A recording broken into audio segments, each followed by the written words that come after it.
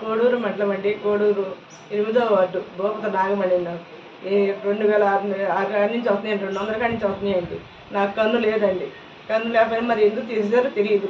CM గారు, పవన్ కళ్యాణ్ గారు, మీరందరూ దయించి నాకు డబ్బులు రావాలని కోరుతున్నాను. ఈ పని నేను ఏ పని చేసుకోలేను.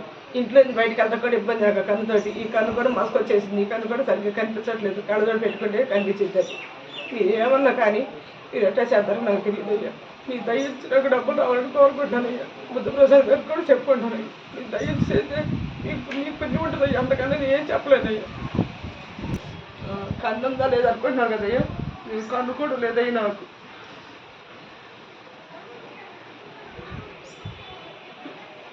కన్ను కూడా లేదయ్యా. నాకు ఇది కన్ను ఎట్టా ఉందా, కన్ను కూడా లేదయ్యా.